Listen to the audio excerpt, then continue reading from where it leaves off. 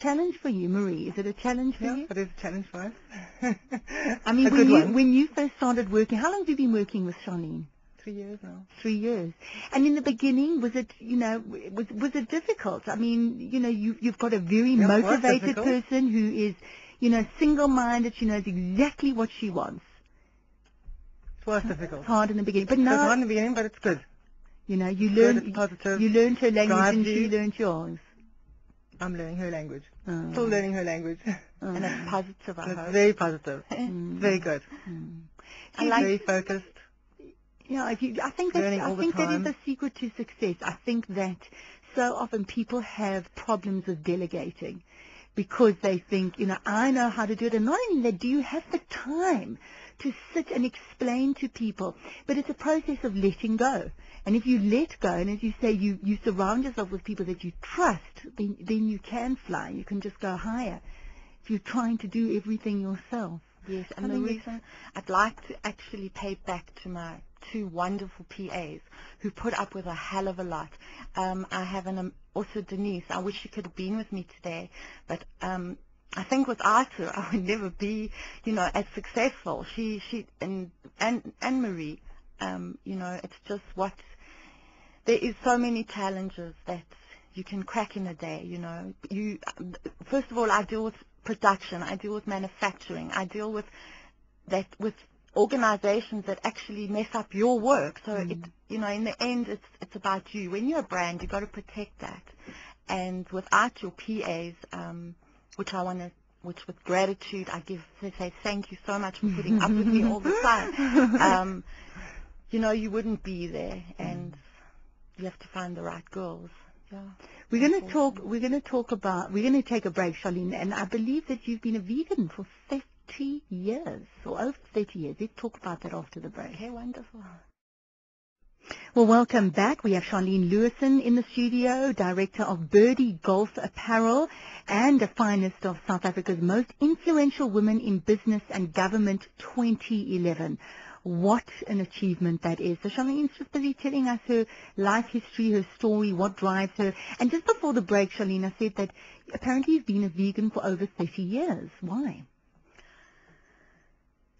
Okay, it wasn't an overnight decision to become a vegan. I think I naturally became a vegan.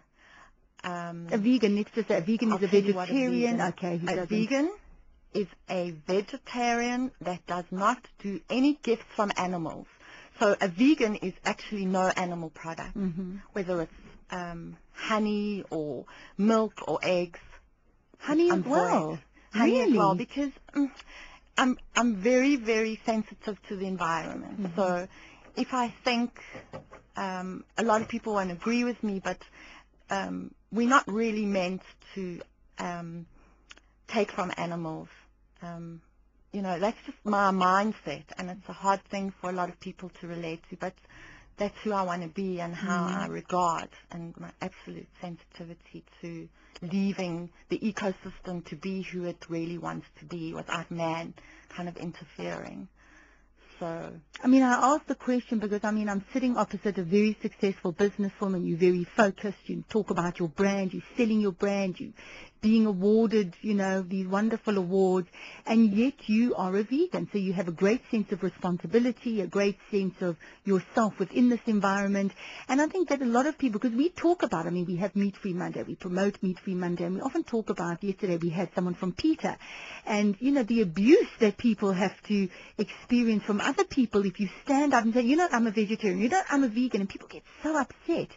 And often they say, oh, well, you're just a hippie, and you're a bunny hugger and a tree hugger. So what I'm saying is, here you are, the successful businesswoman, and yet you're a vegan, and the two work together very well. Niki, that's amazing. When I was younger, that is exactly what was. I'd say 20 years ago, vegan was absolutely taboo. It used to intimidate, and it was amazing how always at the dinner table people would bring up, oh, but you're a vegan, just not appropriate. But, by being a vegan, and in terms of working within with my business and how I have seen and how I can guide and teach my staff to be well, that the work attendance in my business is everyone attends work because they are well, their immune systems, and that's due to my helping them in terms of what I know through being a vegan and how it's changed their lives and made their immune system stronger.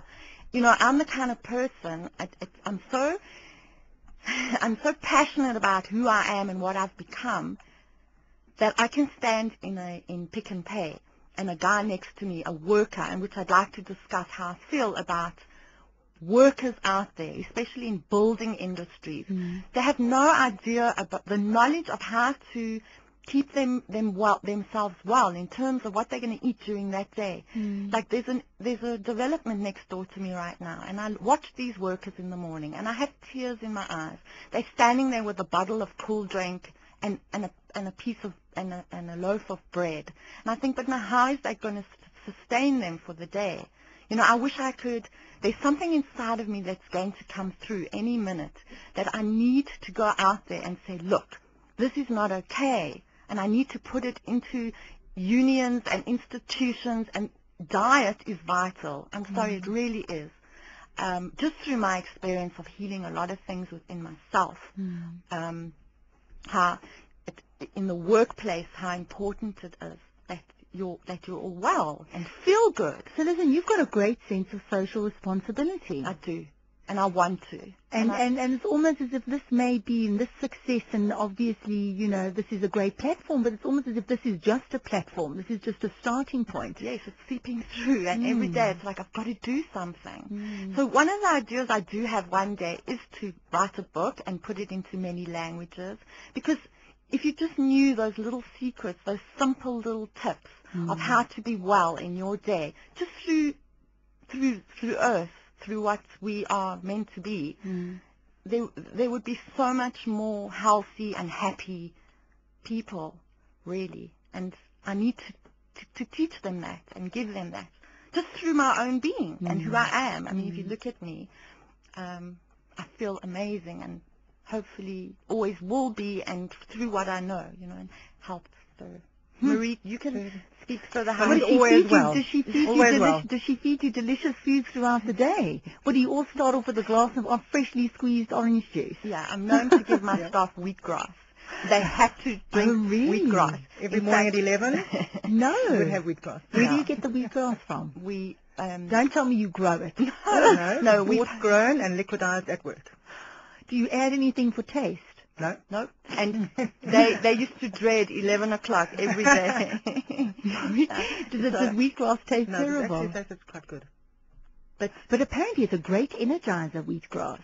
Yeah, what I realized is that we were doing it a bit extreme. So now it's more in moderation. When it's there, you're all well. You're all well.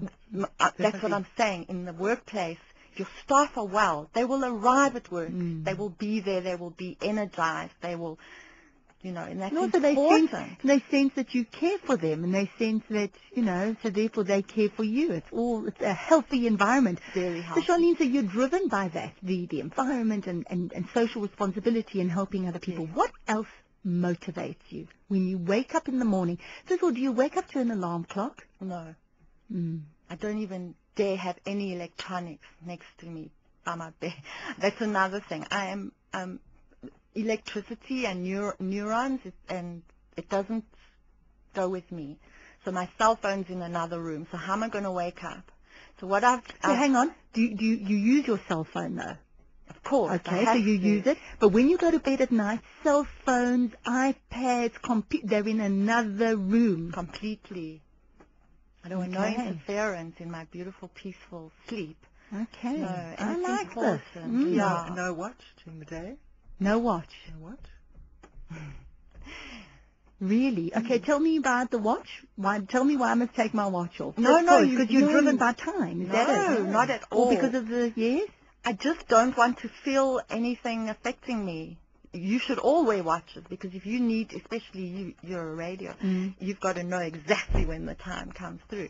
But you can wear it. It's a personal I just don't want interference, and that's really all it is. And I don't want to influence anyone else on that, because you all have a choice of if you want to wear a watch and how important that is to you. So also, I think when you don't wear a watch, you start learning how to know what the time is. So my body wakes me up in the morning. Naturally. But Charlene always knows what time it is. Okay.